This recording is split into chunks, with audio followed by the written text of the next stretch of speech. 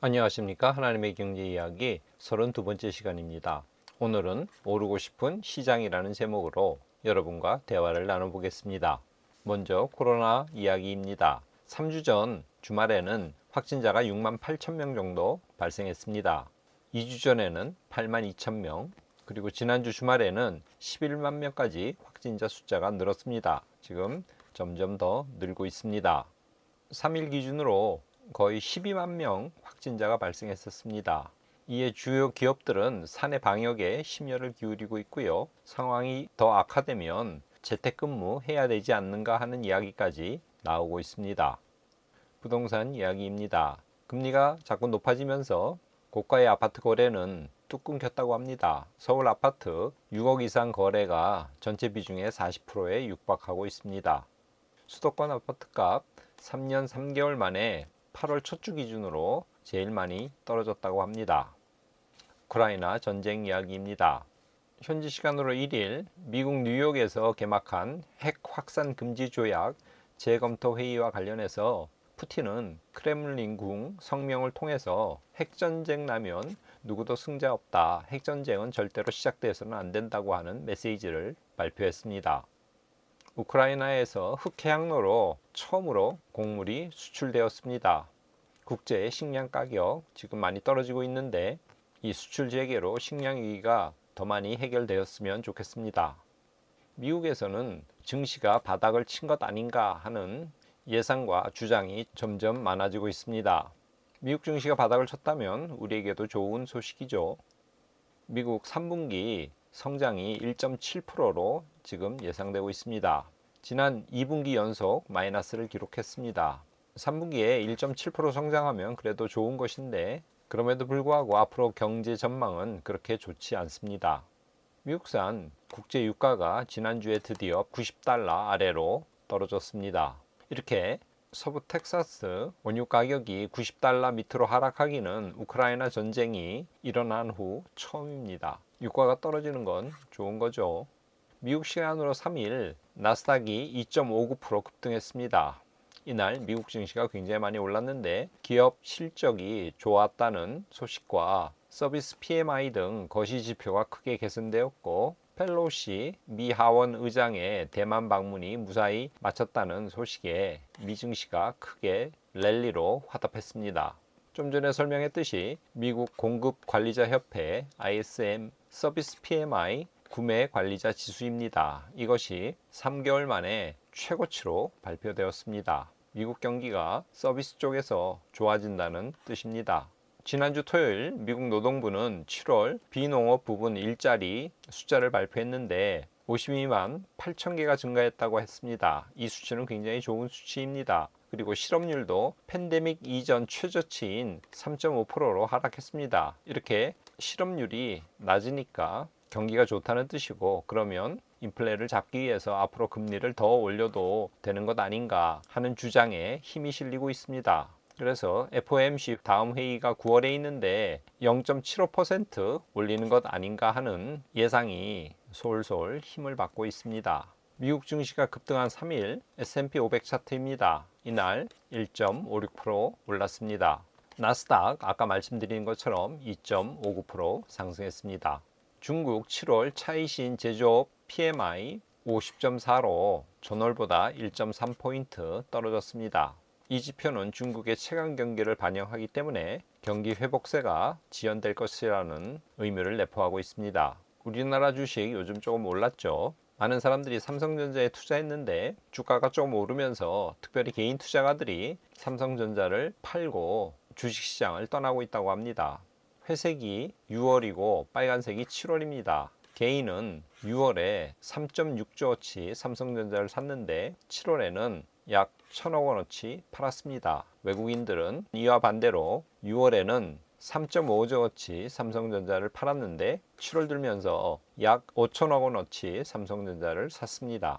코스피가 이렇게 오르는 동안에 개인들, 동학개미들은 증시를 떠나고 있고요. 외국인들은 우리나라 시장에 들어오고 있습니다. 7월 무역 수지 발표되었는데 약 47억 달러 적자를 기록했습니다. 넉 달 연속 적자인데요. 이런 실적은 14년 만에 처음입니다. 지금 유가랑 국제 원자재 가격이 떨어지기 때문에 아마도 한두 달 있으면 이 적자 폭이 줄어들고 조금 더 있으면 흑자로 돌아설 것입니다. 우리나라 7월 물가 6.3% 올랐습니다. 24년 만에 최고치입니다. 금리도 오르고 있고 물가도 계속 오르고 있죠. 지금 현재 은행권의 정기금리 4%대에 진입했습니다. S&P 500 지난주 일주일 차트입니다. 약 0.8% 정도 올랐습니다. S&P 500 연초 대비로 보면 약 14% 정도 하락한 상태입니다. 나스닥 지난주에 2.76% 상승했습니다. 나스닥 연초 대비로 보면 대략 20% 하락한 상태입니다.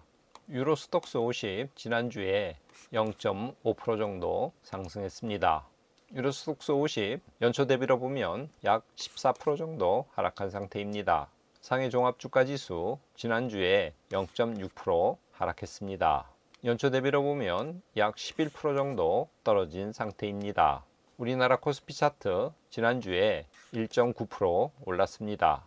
연초 대비로 보면 지금 17% 정도 대략 떨어진 상태입니다.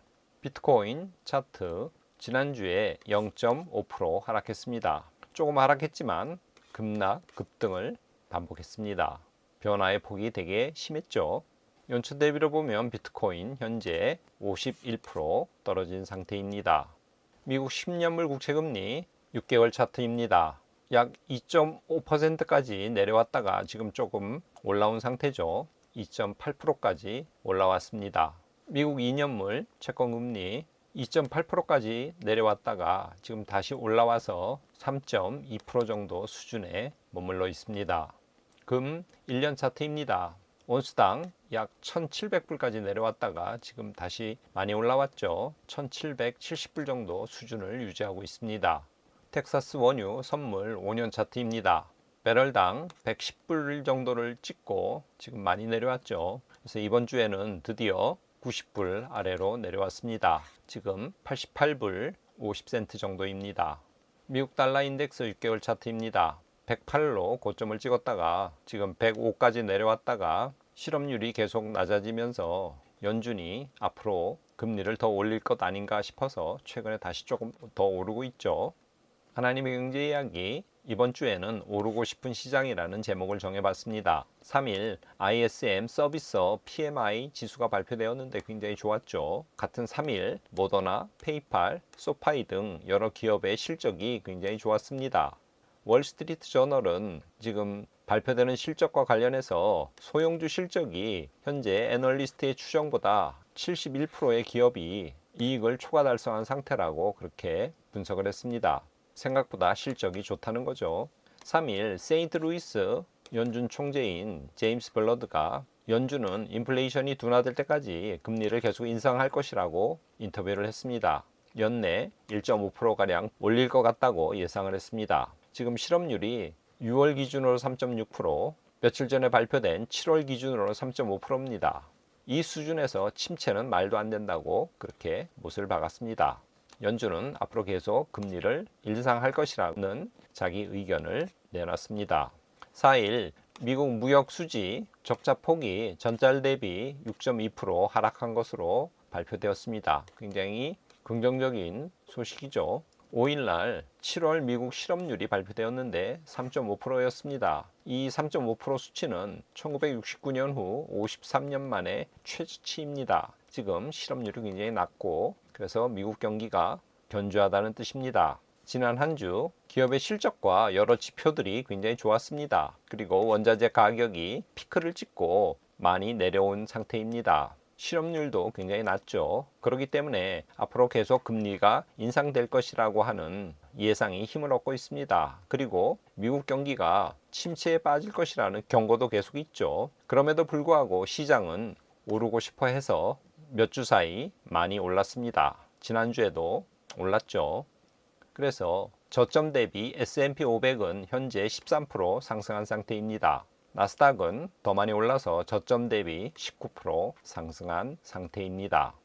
하나님의 경제 이야기 오늘은 빌립보서 1장 9절에서 11절 말씀을 가져왔습니다. 제가 읽어보겠습니다. 내가 기도하노라 너희 사랑을 지식과 모든 총명으로 점점 더 풍성하게 하사 너희로 지극히 선한 것을 분별하며 예수 그리스도로 말미암아 의의 열매가 가득하여 하나님의 영광과 찬송이 되기를 원하노라.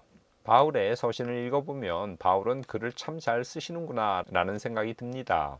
오늘 말씀은 빌립보 교인을 위한 기도의 내용입니다. 그래서 내가 기도하노라 이렇게 시작하죠. 앞문장의 주어는 사랑입니다. 너희 사랑을 지식과 모든 총명으로 더 풍성하게 하라고 그렇게 얘기하고 있습니다. 그래서 그 목적은 지극히 선한 것을 분별하는 것입니다. 너희로 지극히 선한 것을 분별하여. 그리고 예수 그리스도로 말미암아, 이것은 수단입니다. 예수 그리스도를 통해서 너희의 의의 열매가 가득하기를 바울은 강구하고 있습니다. 그래서 빌립보 교인들이 하나님께 영광과 찬송이 되기를 바라고 있습니다. 빌립보 교인들이 하나님께 영광이 되라고 하는데 여기서 우리는 칼빈을 떠올릴 수 있습니다. 칼빈은 인간의 존재 목적이 하나님을 영화롭게 하는 데 있다고 그렇게 강조를 했습니다. 아무쪼록 너희의 사랑을 지식과 모든 총명으로 점점 더 풍성하게 해서 너희들이 지극히 선한 것을 분별할 수 있도록 하며, 그리고 예수 그리스도로 말미암아 의의 열매가 가득해서 하나님의 영광과 찬송이 되는 것, 이 바울의 기도를 우리 하나님의 경제 이야기 시청자 여러분 이번 한 주 기억하시기를 바랍니다. 그래서 이 말씀을 늘 묵상하심으로 바울의 강구의 내용이 조금씩 실현돼 나가는 한 주가 되시기를 바랍니다. 오늘은 이것으로 마치겠습니다. 감사합니다.